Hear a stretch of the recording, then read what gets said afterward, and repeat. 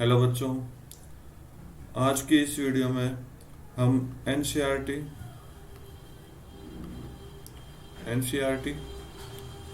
Class 11th उठाएंगे, जिसमें हम करेंगे क्या, पॉलिटी सब्जेक्ट करेंगे। ठीक है, तो पॉलिटी सब्जेक्ट करेंगे तो क्लास 11th का पॉलिटी चैप्टर सबसे इम्पोर्टेंट चैप्टर कौन सा, चैप्टर 1 है, जो कि क्या कह रहा है, कॉन्स्टिट्यूशन। जो कॉन्स्टिट्यूशन हमारे इंडिया में जो संविधान है उसके बारे में बताया गया है कि वो क्यों है और कैसे आया। ठीक है, तो इसके बारे में पता लगाना है। तो स्टार्ट करता हूँ ना first chapter.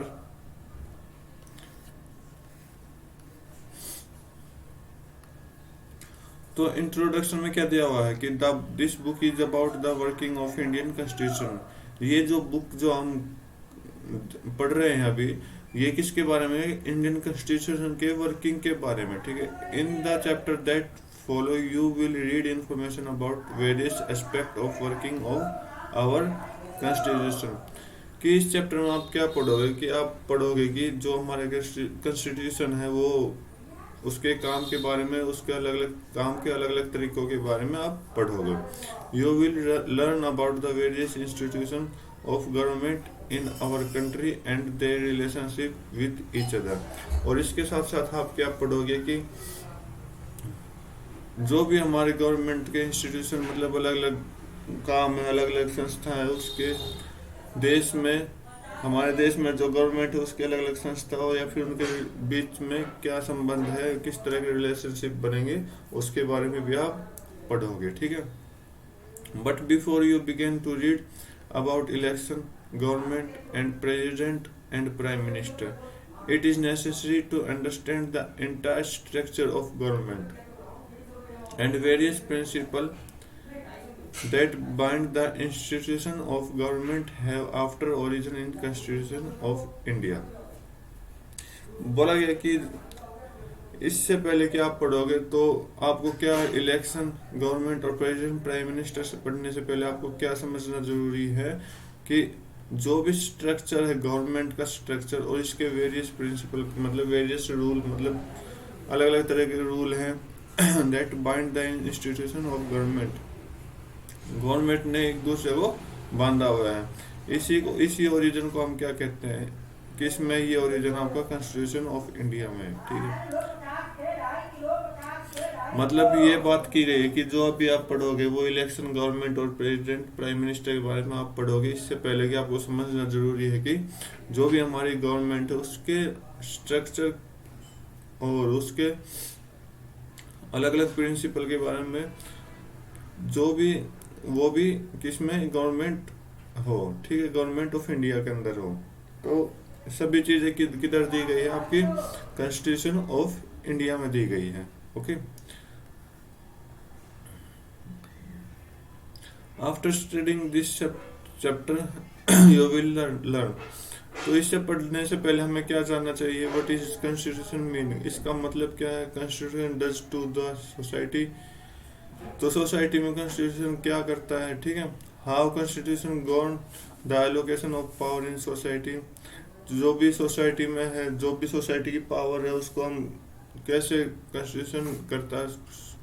What was the way in which the constitution of India was made. बोला कि कॉन्स्टिट्यूशन ऑफ इंडिया जब बना था, जब वो किस तरह, क्या क्या उसके तरीके थे बनने के। ठीक है, तो ये सारी चीजें आप जान पाओगे इस चैप्टर के अंदर।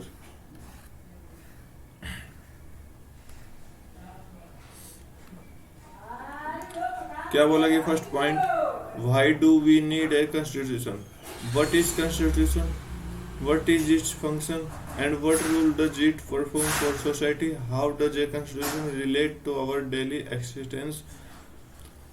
बोला गया कि कॉन्स्टिट्यूशन क्या है, इसके काम क्या है और ये सोसाइटी में कैसे काम करता है और ये हमारी डेली लाइफ में कैसे रिलेट होता है। तो इसके सभी के जवाब आपको is not as difficult as you might think. बोला कि इसके जवाब ढूंढना इतने भी मुश्किल नहीं जितना कि आप सोच रहे हो। ठीक है, तो इस चैप्टर के बारे में आगे पढ़ेंगे। तो इस जो भी क्वेश्चन हमने देखे हैं तो उसको सारी चीजें क्या कहेंगे आगे डिस्कस आएगा, ठीक है सभी का। तो आगे पढ़ते हैं क्या कि constitution allow coordinate and assurance. तो इसने बताया कि कॉन्स्टिट्यूशन जो भी एक साथ रहते हैं, और या फिर एश्योरेंस का मतलब बीमा होता है, ठीक है। तो इनका कॉन्स्टिट्यूशन जो अलाउ होता है वो कैसे होता है, पढ़ते हैं। Imagine yourself to an member of a reasonable large group. बोला कि आप बहुत बड़े ग्रुप में रहते हो, ठीक है। Further imagine that this group has following characteristics. The members of this group are diverse in various way। तो इसके इस ग्रुप के मेंबर्स क्या है, अलग अलग सोच के हैं, ठीक है, एक दूसरे से विपरीत हैं। They have different religion allegiance, some are Hindu, some are Muslim and Christian, perhaps perform no religion at all. बोला कि अलग अलग थिंकिंग के हो और अलग अलग क्या हो, रिलीजन हो, जो कि हिंदू भी हो सकते हैं, मुस्लिम, क्रिश्चियन, और जिसका कोई रिलीजन ना हो वे भी हो सकते हैं, ठीक है। They are also varied in many different respect. इसको हम क्या कहते हैं कि सभी को हम अलग अलग रिस्पेक्ट देते हैं इन सभी को, ठीक है। तो दे pursue different profession, have different ability, have different hobbies, different taste in everything from film or to book। तो बताया कि इन सभी का अलग अलग क्या है, अपनी अलग अलग ख्वाहिश है, ठीक है। तो इन चीजों के बारे में बताया गया, ठीक है। Some are rich and some are poor, some are old, some young. Imagine further that member of this group are likely to have dispute over various aspect of life. तो ये कुछ बताया गया है, कुछ गरीब हैं, कुछ अमीर, कुछ बूढ़े, कुछ जवान। तो इमेजिन करना है आपको क्या, ये जो ग्रुप है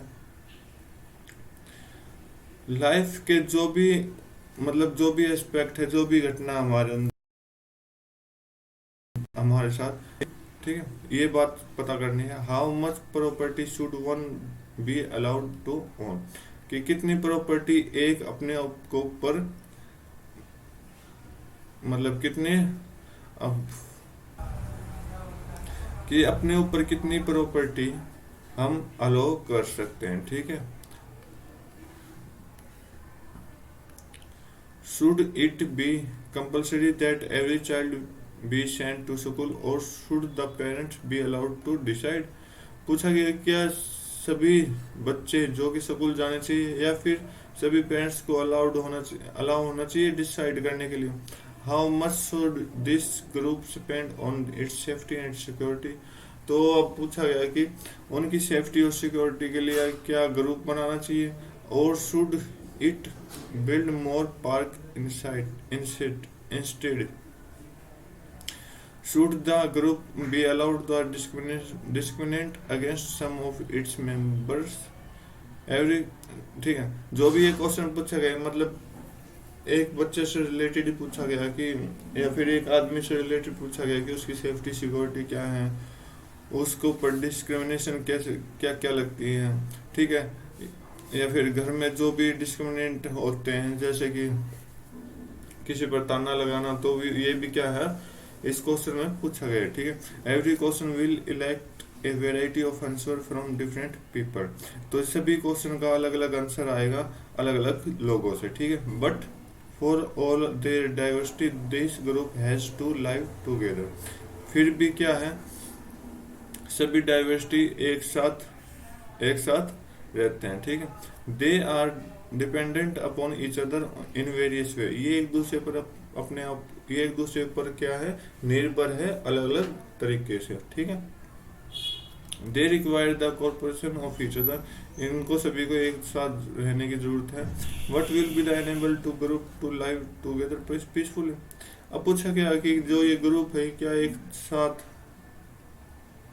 साथ क्या है शांति प्रिय रह सकते हैं। तो ये क्वेश्चन आपसे पूछा गया है। नेक्स्ट को देखते हैं।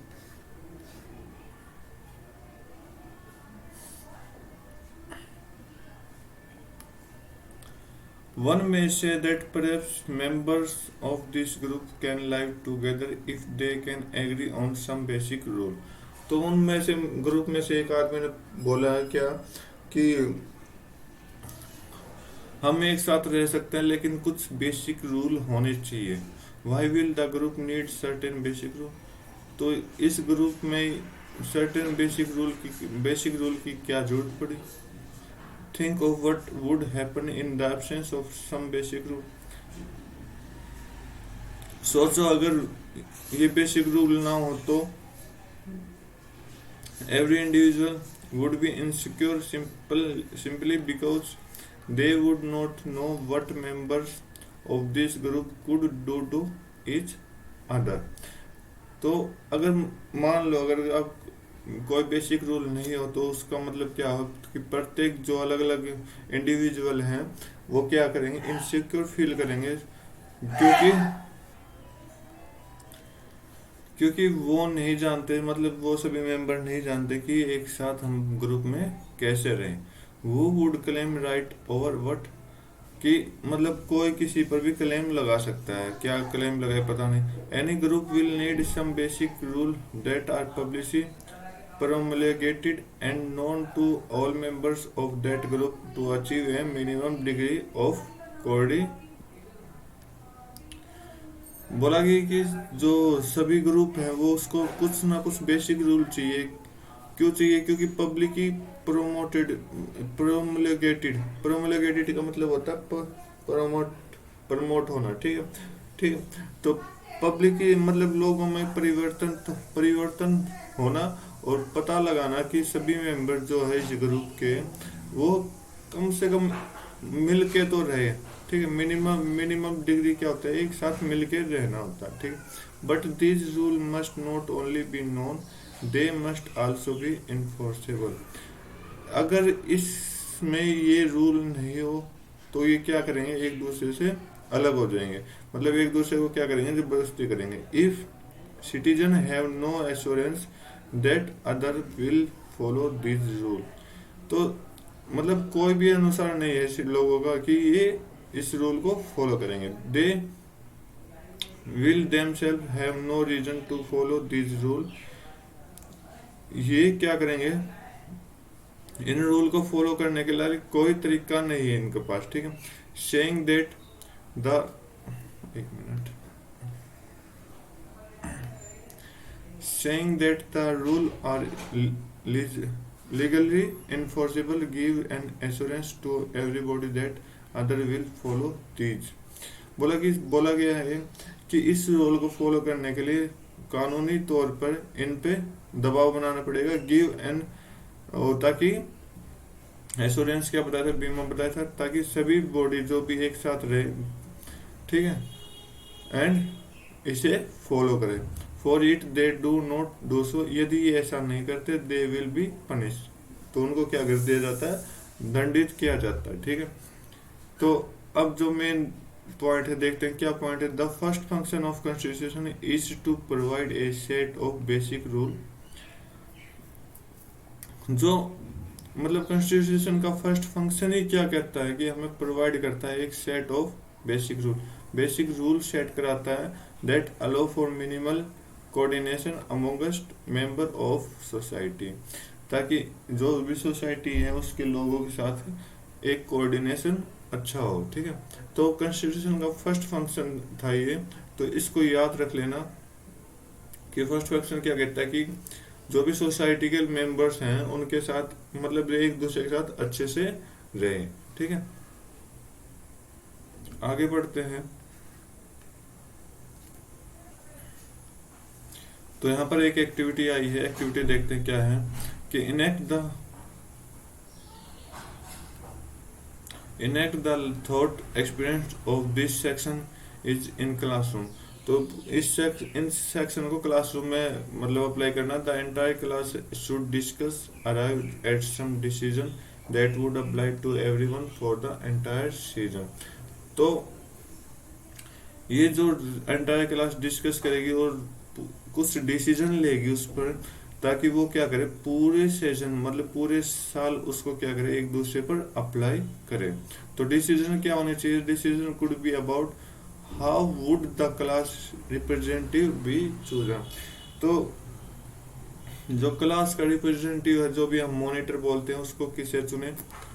विच decision will the representative be able to take on behalf the entire class, कि क्या डिसीजन लिया जाए ताकि पूरी की पूरी क्लास के ऊपर वो रिप्रेजेंटेटिव सही हो।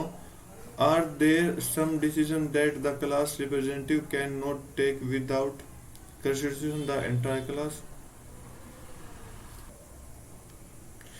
पूछा गया क्या ऐसे डिसीजन है कि जो क्लास रिप्रेजेंटेटिव हम चुनते हैं वो मतलब पूरी क्लास के कंसल्ट के बिना चुन लेते, मतलब दो तीन या चार पांच लोग एक दूसरे डिस्कस करके रिप्रेजेंटेटिव भी चुनते हैं, ताकि हम पूरी क्लास से वो डिस्कस नहीं करते। ठीक है, आगे देखते हैं। You can add any other item to this list. बोला कि ये इस लिस्ट में कुछ अदर आइटम भी ऐड करना चाहिए। Collection of common kitty for the class, organise a picnic and trip, and sharing of common resources, as long as every agree to it. ताकि देखो, अब बोला कि कुछ ना कुछ अलग आइटम ऐड होना चाहिए। तो common kitty of the class मतलब इस सभी के लिए एक एक चीज होनी चाहिए, और picnic organise picnic and trip बनानी चाहिए, और कॉमन कुछ ना कुछ रिसोर्सेज लेने शेयर करने चाहिए, ताकि वो एक दूसरे से मतलब लंबे समय तक साथ रहे। Make sure that the include two subject that have led to any difference in the past. और पूछा गया कि क्या आप श्योर हैं, नहीं, बोला गया कि जो भी मतलब इन सभी के साथ जो भी श्योरिटी है वो क्या करेगी, सभी सब्जेक्ट एक मतलब अलग अलग जो भी पास्ट में घटना हुई उसको खत्म कर देगी। How to raise this decision in case you need.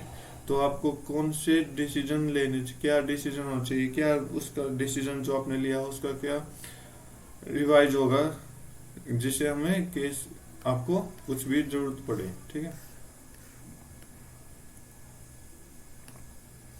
Right down the all decision on paper. तो बोला कि इस डिसीजन को पेपर पर लिखो। Put it on notice board, इसे नोटिस बोर्ड पर लगा दो।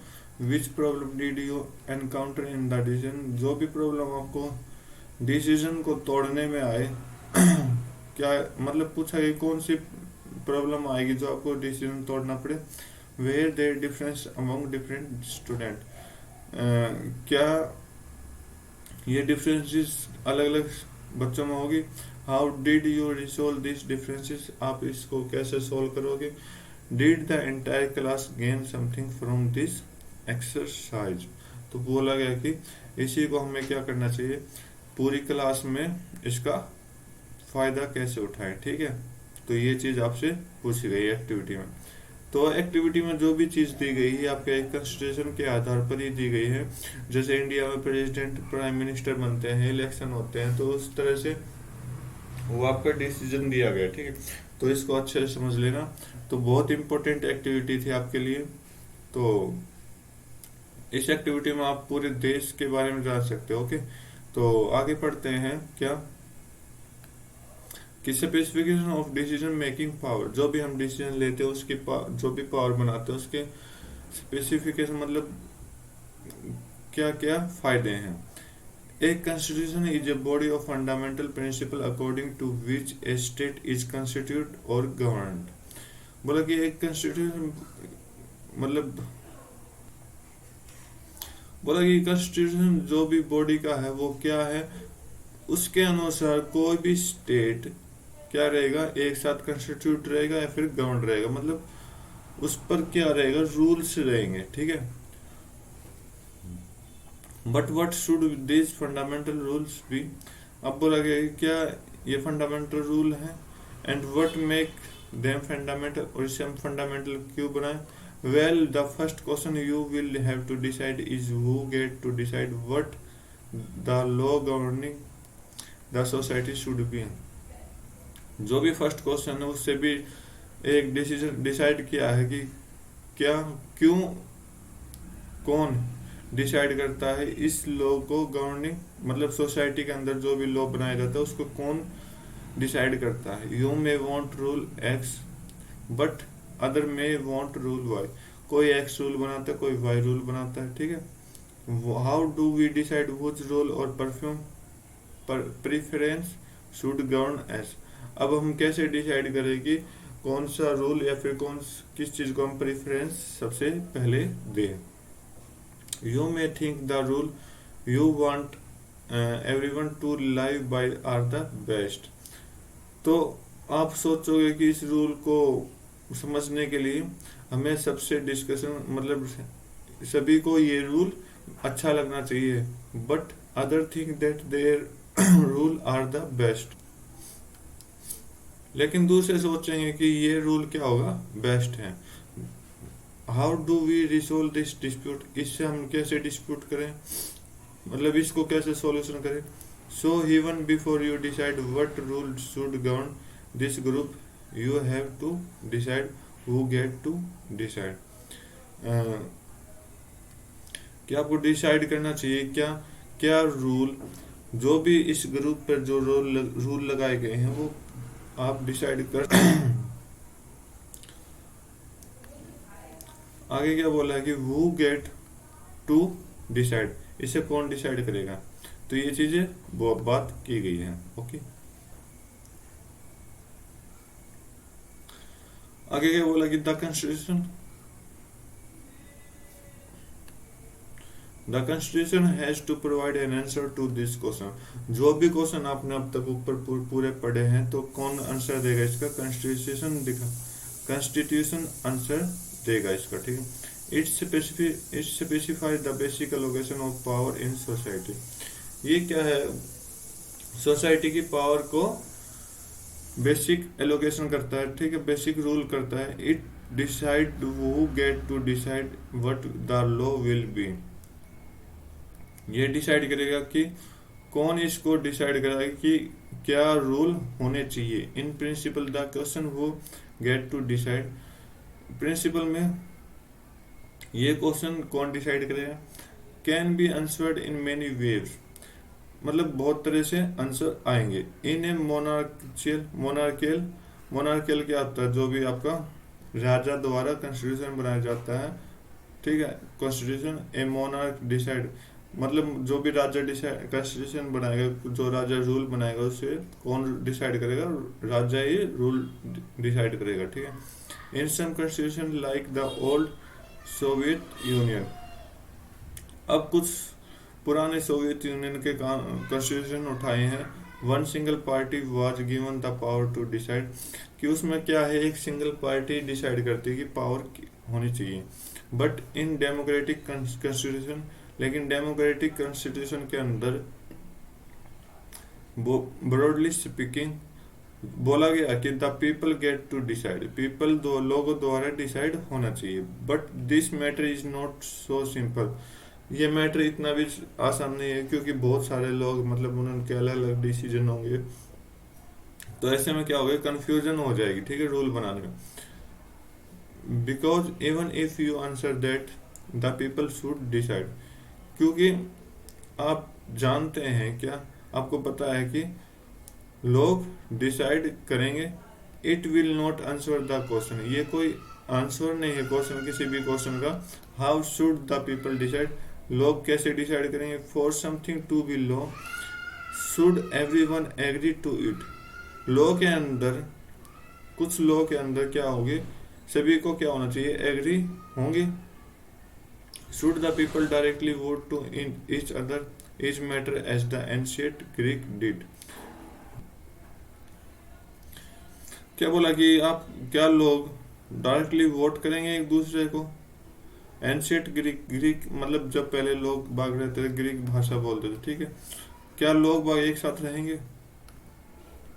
और should the people express their preference by electing representative, और क्या लोग एक्सप्रेस करेंगे कि उनकी प्रेफरेंस, जो भी उन्होंने अपना रिप्रेजेंटेटिव चुना है उसके प्रेफरेंस के बारे में। But if the people act through their representative, लेकिन लोग क्या करेंगे, अपने रिप्रेजेंटेटिव के बारे में काम करेंगे। How should this representative be elected, कि जो रिप्रेजेंटेटिव हमने चुना वो कैसे, उसका इलेक्ट कैसे होगा, ठीक है। How many should there be, ऐसे बताने कितने हैं। In the Indian constitution for example it is specified that the in most instance, Indian constitution के एग्जांपल के लिए ये क्या है, इट इज स्पेसिफाइड, ये इतना बहुत है, दैट इन मोस्ट तो कुछ इंस्टांसेस क्या होते हैं, एग्जांपल से होते हैं, ठीक है। Parliament get to decide law and policy, parliament क्या करेगी, डिसाइड करेगी लॉ एंड पॉलिसीज को, and that parliament itself be organise in particular manner.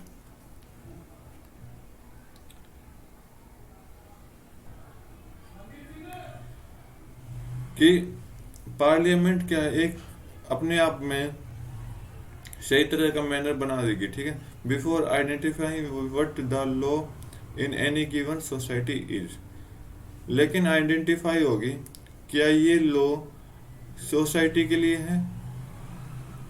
You have to identify, आपको आइडेंटिफाई करना है who has the authority of to enact it, कि इसे authority कौन देगा। If parliament was authority to enact law, यदि parliament law को authority देती है, there must be a law that bestow this authority on parliament in the first place. अगर ये ऐसा कानून है तो जो पार्लियामेंट अथॉरिटी देती है ये क्या है, पहले स्थान पर है। तो पार्लियामेंट कौन से स्थान पर है, फर्स्ट, पार्लियामेंट में फर्स्ट स्थान है, ठीक है, अथॉरिटी का। This is the function of constitution, ये भी एक क्या काम है, कॉन्स्टिट्यूशन का फंक्शन है। It is an authority that constitution government in the first place. तो ये एक अथॉरिटी है कि जो गवर्नमेंट का कॉन्स्टिट्यूशन है वो किस पर आना चाहिए, फर्स्ट प्लेस पर आना चाहिए, ओके।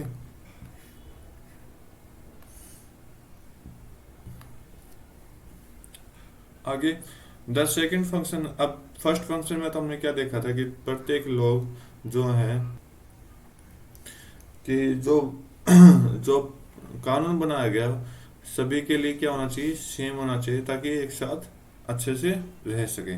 अब दूसरा काम आया है of constitution is to specify who has the power to make decision in society, कि दूसरा काम क्या है कॉन्स्टिट्यूशन का, कि किसी एक ऐसे को चुनना चाहिए जो कि क्या करे, इस सोसाइटी के डिसीजन का मतलब जो भी रूल बनाया उसकी पावर ले सके। It decide how the government will be constitute, कि ये डिसाइड कर सके कि जो गवर्नमेंट जो है वो कैसे कंस्टिट्यूट, मतलब जो भी कुछ काम करेगी वो कैसे करेगी, ठीक है। तो ये आपका सेकंड फंक्शन था किसका, कॉन्स्टिट्यूशन का। तो आज के लिए बस इतना ही, ओके। नेक्स्ट वीडियो में हम अपने क्या करेंगे, लिमिटेशन के साथ साथ आगे बढ़ेंगे, limitation on the power of government. तो आज की वीडियो में इतना ही, thank you, have a nice day.